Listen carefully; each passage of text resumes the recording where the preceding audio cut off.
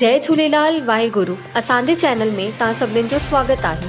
त अॼु जी ख़बर आहे कोरबा छत्तीसगढ़ मां 550 साल गुरु दे नाल। श्री गुरु नानक देव जी जे 555वें प्रकट दिवस ते पूज्य सिंधी पंचायत कोरबा द्वारा संगीतमय प्रभात फेरीअ जो आयोजन कयो वियो। हीअ प्रभात फेरी सिंधी गुरुद्वारा शहीद हेमू कालाणी नगर मां इतवारी बाजार बस स्टैंड आनंद विहार दरी रोड रामसकर पारा पटेल पारा थींदे हुए वापस सिंधी गुरुद्वारे वई। प्रभात फेरी में असरानी परिवार, गंगवानी परिवार, बुधवानी परिवार, मनवानी परिवार पंहिंजे घर संस्थान में अरदास कराए प्रसाद वितरण कयो। उन खां पोइ हिन प्रभात फेरी में इतवारी बाजार में रामानी परिवार चाय बिस्किट जी सेवा करे आनंद विहार बस स्टैंड में सिंधी समाज के कुछ सदस्यनि ने प्रसाद वितरण कयो। उन खां पोइ रामसकर पारा में रामसकर पारा समिति द्वारा इडली सांभर प्रसाद जो वितरण कयो वियो।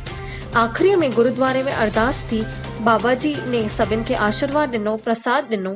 उन खां पोइ हिन प्रभात फेरीअ में पूज्य सिंधी पंचायत, झूलेलाल सिंधी महिला मंडल, रामसकर पारा सेवा समिति ऐं सभिनी टीम जो विशेष सहयोग रहियो। त अॻिते जी ख़बरूं ॿुधण लाइ जुड़ियल हुजो असांजे चैनल सां ऐं वधीक खां वधीक लाइक कयो, शेयर कयो, सब्सक्राइब कयो। जय झूलेलाल।